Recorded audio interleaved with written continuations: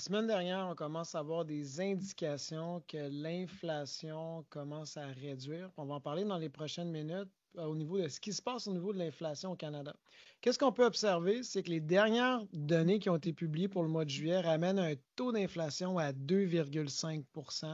C'est un creux qu'on n'a pas vu depuis 40 mois. C'est vraiment chaleureusement accueilli. Maintenant, l'inflation évolue pas dans tous les calculs de la même manière quand on prend un panier là, pour mesurer cette inflation-là. Et qu'est-ce qu'on observe?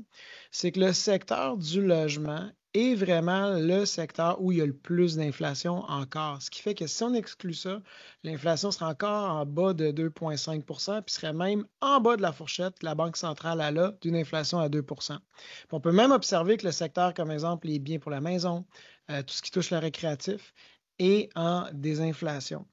Le logement, par contre, je pense qu'on peut se dire qu'éventuellement, ce taux d'inflation-là va baisser, ce qui va ramener vraiment un taux d'inflation général en bas du 2 Pourquoi? Dans le calcul, on regarde entre autres le prix des logements. Mais lorsqu'on a une hypothèque avec la hausse de taux d'intérêt que la Banque centrale elle-même a appliquée, c'est sûr qu'on voit une inflation. Quand les taux vont baisser, bien, justement, le calcul que l'impact que ça a sur une hypothèque, des paiements mensuels sur une hypothèque, ça va les baisser.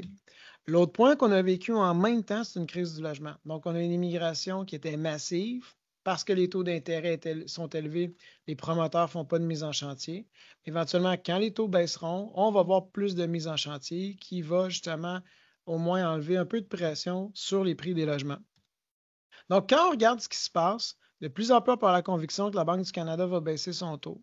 Parce qu'actuellement, si on regarde le taux directeur et qu'on prend en compte l'inflation actuelle, on a une des politiques les plus restrictives qu'on a vues depuis 20 ans. Qu'est-ce que je veux expliquer par là? C'est que lorsqu'on regarde le taux directeur, on soustrait l'inflation, idéalement, on va arriver à un résultat qui est relativement neutre. Donc, je donne un exemple. Le taux directeur est à 2 l'inflation est à 2. Dans le fond, on a un taux neutre réel de 0. Mais là, actuellement, le taux directeur est tellement élevé que lorsqu'on soustrait l'inflation qu'on observe actuellement, les taux d'intérêt sont vraiment élevés.